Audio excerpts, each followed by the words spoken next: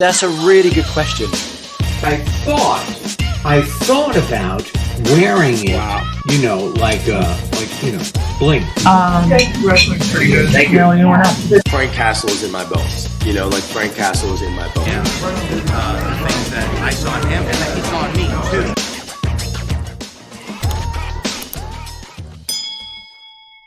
Tim, how much have visual effects changed since you first took on the character back in '94? Does it change the way you act any differently now?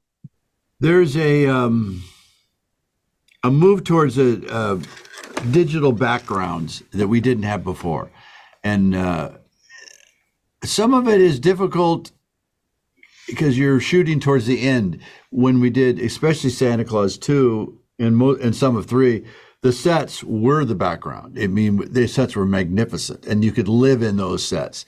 Now you have 180-degree and 360-degree green screens, and I don't like to give away the secrets because it takes some of the magic out. And you're doing scenes where it's almost make you dizzy because you're in a room that only where you look behind another actor does it look real, and otherwise it's like weird lighting. And I said, at the end of the day, there are some scenes that we could never have done, and we will be able to show you the envelope room where all the envelopes come to the North Pole for kids, and we had a tough time doing that in anything. So the benefit is, in some scenes, it's so magical.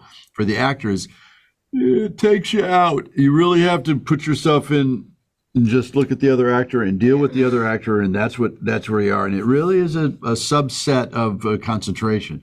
That all said, the end result, sometimes there's some magical scenes that are so well produced, which is exactly why we do it. So you, the audience, you just feel the magic. You're not looking at how's that done. And I said it's new tech, and it will take a while for actors to get used to it. Elizabeth, when you jump into not just a sequel, but a sequel series, it's obviously been such a big project with so much momentum. As an actor, is that intimidating at all, or you just know that you're going to be working with good people and you're just kind of ready to get going? I think I was mostly just so excited to get back and see everyone, because honestly, I give so much credit to our crew because we just had like the most amazing crew ever, and it made shooting like so much fun. And even when, we had to get stuff moving, like we were able to, but it was still, we had jokes, it was still fun in between shooting scenes and stuff. So I feel like I wasn't intimidated. I was just so excited to see everyone again.